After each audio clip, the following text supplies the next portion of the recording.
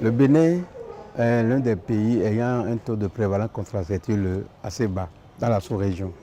Et en 2013, plus précisément en novembre, il y a la conférence internationale sur la planification familiale à Addis Abeba. Et à cette conférence, le Bénin, par la voie du ministère de la Santé, a pris 8 engagements majeurs pour booster la prévalence contraceptive dans notre pays. Et parmi ces 8 engagements, il y a 3 engagements vraiment prioritaires majeurs pour le pays. Le premier engagement, c'est de passer d'un taux de prévalence de 7,9% à 20% en 2018. Le deuxième engagement majeur, c'est d'offrir gratuitement la méthode contraceptive aux jeunes. Et le troisième engagement, c'est d'élargir la gamme de méthodes contraceptives en introduisant les injectables, même au niveau communautaire. Et c'est sous ce troisième engagement majeur du Bénin que s'inscrit le projet des MPASC que nous avons commencé depuis 2017. Le Bénin, membre du partenariat de Ouagadougou en Afrique de l'Ouest, a progressé dans la planification familiale entre 2017 et 2022. Le taux de prévalence contraceptive moderne parmi les femmes en union est passé de 12,4% à 16,9%, tandis que les besoins non satisfaits ont diminué de 32,3% à 29,9%. La contraception joue un rôle crucial dans la santé maternelle et infantile en prévenant les grossesses non désirées et en réduisant les risques pour la santé des mères et des enfants.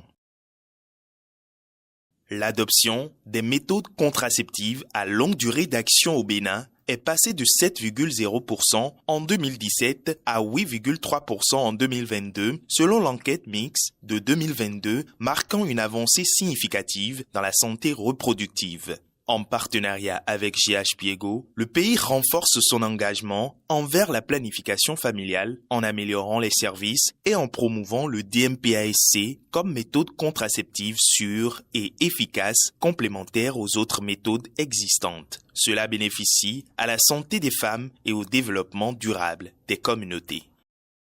L'introduction en phase pilote du DMPASC au Bénin s'est déroulée de 2017 à 2019, simultanément dans les formations sanitaires et en milieu communautaire et a permis de couvrir 10 zones sanitaires. Suite à la phase pilote, le pays s'engage maintenant dans la phase de mise à échelle du DMPASC, sous-tendue par les résultats enregistrés lors de la phase pilote.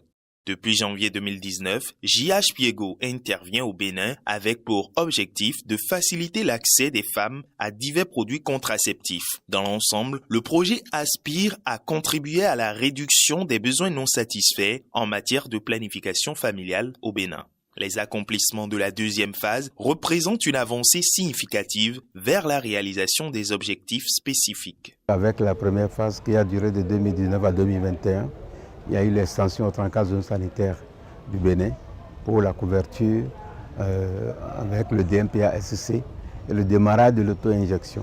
Avec le projet DMPA sous-cutané, nous avons travaillé à mettre ce produit contraceptif à l'échelle, donc dans toutes les communes du Bénin. Mais il faut rappeler que c'est 2 dimensions. La mise à l'échelle, mais aussi le passage à l'auto-ingestion par les dames, ce qui va les rendre davantage autonomes en matière d'administration et de suivi de l'utilisation de la contraception. De l'introduction à l'institutionnalisation en passant par le passage à échelle, le projet a contribué à l'amélioration de l'environnement du DMPASC à travers diverses actions qui ont entre autres abouti à l'autorisation de l'offre de l'auto-injection du DMPASC dans les formations sanitaires, la prise en compte du DMPASC et de l'auto-injection dans les directives et protocoles de services de santé familiale, la mise à jour des outils de formation des prestataires et des relais communautaires sur le DMPASC et l'auto-injection, l'introduction de l'auto-injection du DMPASC dans des zones sanitaires et un centre universitaire, la mobilisation de ressources auprès des partenaires techniques et financiers dont l'OMS et l'OAS pour la formation des prestataires et des relais communautaires sur le DMPASC et l'auto-injection, l'appui technique des ONG pour l'orientation des prestataires et des relais communautaires sur le DMPASC, L'obtention d'un nouveau financement,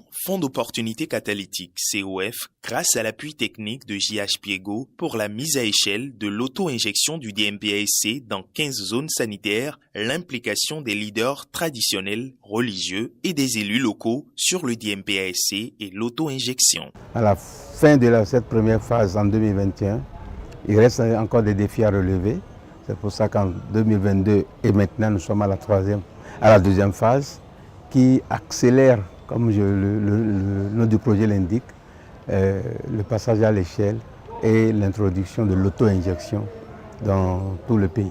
La mise en œuvre du projet DMPASC au Bénin a été caractérisée par plusieurs activités, notamment des sessions de formation, des plaidoyers, des campagnes de communication. Étant donné que le secteur privé de la santé contribue significativement au système national de santé, la deuxième phase du projet DMPASC a été axée sur l'engagement actif de ce secteur. Les prestataires du secteur public seuls ne peuvent pas satisfaire les besoins, les demandes en matière de couverture sanitaire dans le pays. Donc, on a commencé par impliquer les prestataires du secteur privé. Dans le cadre de DMPA sous-cutané, il y a d'abord la formation des acteurs sur le terrain qui sont appuyés par tous les partenaires que vous voyez ici avec eux et même par le JPIGO qui nous appuie, qui nous permet de faire acquérir aux prestataires, les sages-femmes, infirmières sur le terrain, les compétences nécessaires pour pouvoir offrir des soins de qualité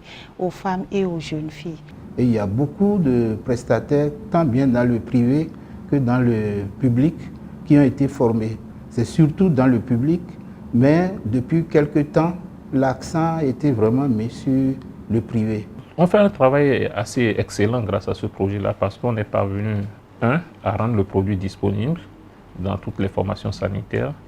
On l'a intégré à la chaîne d'approvisionnement du système national de santé, ce qui fait que ça suit normalement toute la logistique de l'ensemble des produits contraceptifs.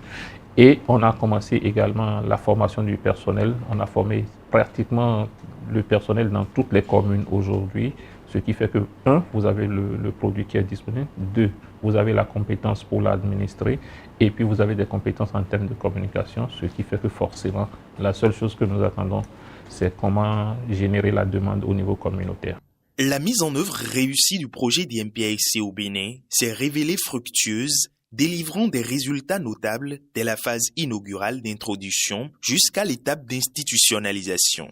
Dans l'ensemble, ce sont près de 3000 prestataires de santé formés, dont 2500 du public et 500 du privé formés à l'offre de la planification familiale, en particulier du DMPASC et l'auto-injection. Ces professionnels sont désormais aptes à dispenser des services complets en matière de planification familiale, avec une emphase particulière sur le DMPASC et sa technique d'auto-injection. Nous avons eu devant nous des agents qui en réalité étaient dans le besoin et nous avons pu quand même, à travers cet atelier de formation, régler un certain nombre de problèmes qui contribuaient à améliorer les indicateurs en matière de la planification familiale. En tant que prestataire, je peux dire que je suis plus outillé à prendre une femme qui vient, qui a déjà choisi cette méthode ou qui veut choisir cette méthode.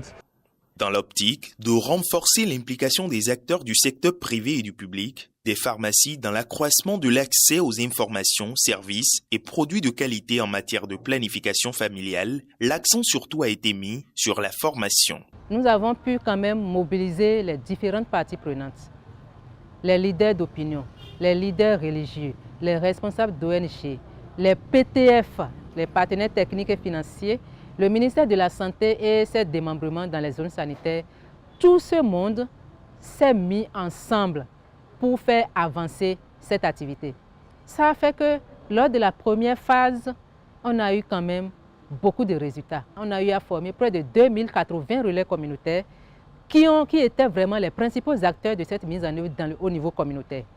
Donc les relais communautaires avec l'implication des leaders religieux, des chefs religieux et autres qui ont fait la sensibilisation de leur population jusqu'à ce que cette population ait adhéré à l'approche et beaucoup de femmes avaient vraiment adopté cette méthode en son temps. Pour dispenser les formations aux acteurs de la santé en matière de planification familiale et mettre à disposition le produit, JH Piego a collaboré étroitement avec d'autres partenaires techniques et financiers au Bénin. Il y a déjà plus de 750 prestataires qui ont été formés orientés pour le DMPA-SC. Et Japaigo a contribué pour au moins plus de 300 personnes, 300 prestataires formés. Les prestataires reçoivent les clients et on suit. Puisque sans ce suivi, on ne peut pas savoir combien on peut recevoir le produit ou non. Jusqu'au dernier trimestre, je crois qu'il y a déjà plus de 7000 clientes qui ont été mises sous l'auto-injection du DMPA-SC. Les plaidoyers entrepris au cours de la première phase, ciblant les leaders traditionnels, religieux et les élus locaux en faveur du DMPA-SC et de l'auto-injection, ont connu un succès manifeste, se traduisant par une adhésion accrue des communautés à fort impact. Au niveau de la plateforme des structures religieuses, qui est quand même une organisation nationale, nous avons plusieurs congrégations religieuses, les endogènes, les chrétiens et les musulmans. Nous avons pu former environ 150 leaders religieux sur toutes les zones du territoire national qui aujourd'hui en sont à pratiquement 7000 actions à base communautaire. Donc nous avons formé 50 imams partout ailleurs sur la planification familiale. Entendez, pour nous les religieux, organisation des naissances et espacement des naissances. Donc on a fait des référencements dans des cliniques pour l'adoption des méthodes. Le bien-être de la famille incombe d'abord à la famille elle-même, au père et à la mère. Et maintenant, les religieux, nous nous accompagnons de par nos valeurs, de par les versets bibliques, de par l'environnement religieux pour que les enfants qui naîtront d'un couple ne soient pas des délinquants, ne soient pas des enfants qui ne servent pas à la nation. Ce projet de planification familiale a joué un rôle crucial dans l'autonomisation des jeunes béninois en offrant un accès élargi à des services de santé reproductive pour des décisions éclairées. Les activités menées par JH Piego ont eu un impact significatif sur la jeunesse du Bénin. Le projet a grandement contribué à l'autodétermination, à l'éducation et à la santé, favorisant ainsi l'émergence d'une génération plus équilibrée, éduquée et en meilleure santé au Bénin. Je dirais que nous avons touché beaucoup de jeunes et nous avons apporté l'information à beaucoup de jeunes. Nous avons permis à beaucoup de jeunes de connaître le Sayana Press, d'être informés et de pouvoir librement faire un choix de méthodes lorsqu'ils seront dans le besoin. Au cours des 2 premières phases, le Bénin a enregistré plus de 200 000 nouvelles utilisatrices du DMPA-SC, parmi lesquelles 20 000 ont effectué leur première auto-injection. Les 11 000 retours d'expérience de ces utilisatrices attestent de leur satisfaction, soulignant notamment une diminution des effets secondaires. Il est également pertinent de noter que ces effets secondaires peuvent varier d'une personne à l'autre, souvent de manière passagère, comme c'est courant avec tout médicament. Planning de bueno blue. Donc, article de bueno, une vie de bueno do. N'y a des sons waiton et des sons à tonton. Kofi bakunde ko planning me wedi. Ndé de bueno zera ba me. Boy yo ko ya ton we non blue. De vo de ole no ze fi po me ton ko yo we non blue. Asuche itome. Donc de no kakabo wa vijiji si ko ena blue ne on mi pede. Donc wa itoto we. Bok mo na simblo. Planification de Adji. Dès qu'a présenté l'ennemi à mon ça en après ça et a avantagé mi ou rien on a non bleu ni de kwebi. Si 2 ans li yo ngbo che biblioji. Então, ça en après c'est de ni dia. O ko lo kwa. Non bleu ya da ya. Ko o meton en bleu pon dai. Bon, on a gosi fide ne da yo. Wa je carré. Asuche do yande dio bo mi anti fiore donc den ka po na ho ha mi pede on décider do na blo so antometon ko toto de blo mion e de we ha mi de na nyere so aja bi blo gbon dio e khlemi bon eso ihan nablo dagbe dede me on jan don novice de datile do osano fa bon nous connaissons tin bon mi amo tan ma ba kwe ma he fimi ton lena. Cette méthode, ça ne protège pas contre les infections sexuellement transmissibles, mais ça protège uniquement sur la grossesse. Il y a certaines choses que je ne connaissais pas par rapport à ces méthodes, mais aujourd'hui, la formation m'a permis de connaître tout sur la méthode. Les résultats encourageants déjà obtenus témoignent du potentiel exceptionnel du Bénin dans la mise en œuvre de ce projet, laissant entrevoir un avenir prometteur avec de nombreuses opportunités et avantages pour la planification familiale dans le pays. Cependant, il est bon de reconnaître que ces succès s'accompagnent de défis auxquels le pays devra nécessairement faire face. Il faudrait avouer que sur ce volet-là, on n'a pas encore réussi à couvrir tout le pays, mais grâce à ce projet, on a fait quand même un grand bond, ce qui nous fait dire aujourd'hui que l'auto-ingestion est déjà dans à peu près 75% de la couverture géographique. C'est-à-dire donc que c'est accessible dans toutes les communes, dans toutes les formations sanitaires où les dames peuvent venir se faire injecter. Mais également, on est en train de les autonomiser et ça, on n'est pas encore passé à l'échelle parce qu'on ne peut pas encore dire qu'on a couvert toutes les femmes. Dans le contexte béninois, les jeunes font face à d'importants défis en matière de santé sexuelle et reproductive. Les réactions négatives de quelques membres du personnel de santé face aux demandes de méthodes contraceptives associées à la stigmatisation contribuent à une augmentation préoccupante de grossesse chez les adolescents scolarisés. La honte ressentie par les jeunes sexuellement actifs les décourage de chercher des moyens de contraception dans les centres de santé. La jeunesse rencontre divers défis en matière de santé sexuelle et reproductive et planification familiale au Bénin. Il y a par exemple le défi d'accès à l'information, à la bonne information, le défi d'accès aux services de santé sexuelle et reproductive même, les défis, les barrières socio-culturelles et les défis même de discussion familiale sur ces sujets-là.